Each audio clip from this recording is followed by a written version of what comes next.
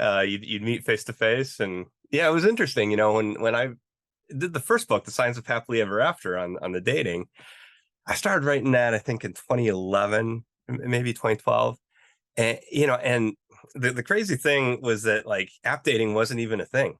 Like Match and eHarmony were starting to be a thing, but there was still that kind of almost stigma against it, where you're like, oh yeah, we met online or whatever, which is wild to me because it's just like 10 years ago, right?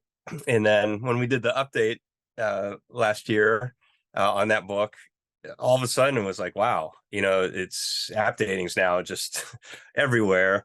And it's also actually supplied a lot of great data Oh for yeah, definitely. understanding romantic relationships and people's preferences and decisions. So, from your educated opinion as well as maybe your personal opinion, would you say that it maybe has helped dating or hurt it, or maybe a little bit of both? Because I guess with every good, there comes some downsides. Yeah. So I'm conflicted, to tell you the truth. So I'll try to explain this in a way that's somewhat clear, but I have these contradictory thoughts, I guess, and opinions in my head. So I think there's nothing wrong with online dating. And I think from the perspective of growing your opportunity or your dating pool, I Mhm. mean, it's unbelievable, right? Compared to how most of human history has gone, where uh, my mom grew up in some small town. She went to, I think her senior class was like 12 students, Oh wow. and she describes like the conundrum of finding a prom date and that kind of thing. It's like, but that was most of human history. Things were like that, right? Mhm. So now we just have like hundreds or thousands of options. So I think in that way it's great. I think if someone is, and if someone has preferences in dating that are not typical, then it can be great, you know. And so I've certainly supported it in that way. Now here's the part where I get a little conflicted though. So one of the kind of robust models they use to predict commitment in psychological research is called social exchange theory. Mm. And it's actually the same algorithm or the same model that they're using over in the econ department or business school to Oh predict when wow. people will buy and sell their house or their stock or whatever else. And it's just really three, it gets more complicated, but it's kind of three core elements. It's what do you want? Because, what are your expectations? What do you think you're getting out of the current investment or the current partner? And what are your, what they call attractive alternative options? So would there be other investments or other people Mm. that you think would meet your needs better? And you can kind of easily imagine between these three variables how that would predict commitment. Now, what online dating has done is it has exponentially increased people's perceived attractive alternative options. Yep. So, Most our definitely. minds aren't really ready to handle that kind of calculus. And so, a lot of the stuff you're hearing from Gen Z, for example, is that it's really hard to find a committed relationship or someone who's up for that. And I think with the online dating, and you think about that algorithm and those three variables, it's easier to understand how that would be the case because people are always thinking like, the grass could be greener somewhere else. Yep. Mhm. And that's interesting because with Tinder, I don't know all of them. I think most of them are around the same amount, but they get about 100 or so swipes or matches a day. So that's the minimum. And I know you can buy packages where you get unlimited.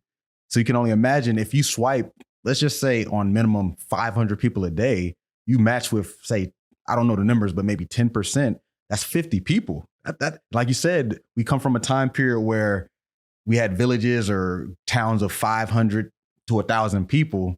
You're exponentially expanding that, and what they call it, the curse of choice or illusion of choice, where the more options you have, the less likely you're going to make a decision. So, and I've used this term, I think I mentioned to you before, there's no more saber-toothed tigers. And it's like our brain, like you said, hasn't caught up with the adaptations that we're exposed to now. And I don't know where it's going to go. I'm curious to see what it looks like in another 20 years or so. Exactly. Like I can barely, I can barely handle the complexity of one relationship, much less, juggling a bunch of different ones or trying to figure out among, say, 50 different options. And so, yeah, there's that tyranny of freedom or tyranny of choice that you talked about. And, it's as they say in that research, it's the same thing like going into Target trying to find a dish detergent or Mm. a laundry detergent. You're just like so overwhelmed with just too many options, and it can be kind of paralyzing when that happens. So yeah, I do think that applies to some of the dating difficulties that we're having, like kind of on a broader societal scale. Well, running with that Target analogy, I like that. I actually used to work there a while back as a stocker, and I actually have stock detergents.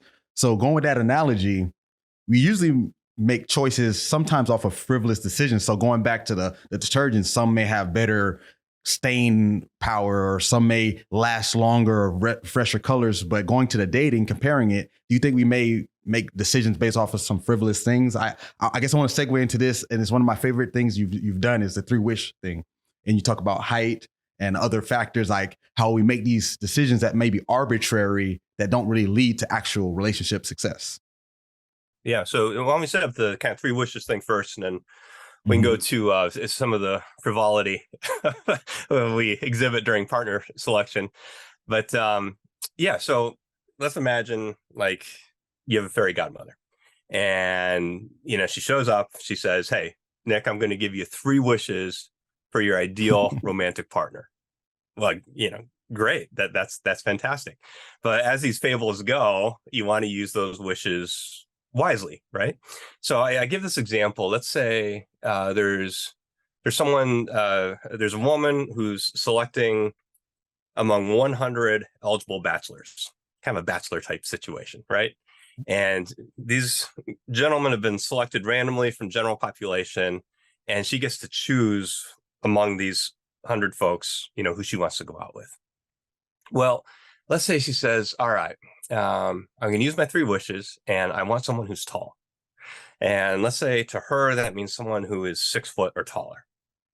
Well, about 80 of those guys would walk out of the room at that point. They get cut, right? Because only about 20% of men are 6 foot or taller in the United States. Whoa. Okay. So that's a big drain, right? Now let's say she goes to her second wish. Let's say she says, I want someone who's hot. And to her, that means someone who's an 8 out of 10 or 80th percentile or better, right? And so what would happen is, about another 16 of the remaining 20 would walk out of the room. So just with 2 wishes, she's gone from 100 possibilities for partners, down to 4. And with almost any other wish she makes, she's going to be left with one guy or a fraction of a guy, right? And so it's unbelievable. And people can do this with their wishes. And we would do this in class all the time. I'd have students write down, what do you want? They'd write down, 15, 20, 25 things they want in a partner. And that's wow. fine. I say, hey, yeah, go big, dream big. But then, I'd have people volunteer if they were okay with me having go through their list. And we would just see how their 3 wishes would quickly take them down to one person or a fraction of a person. So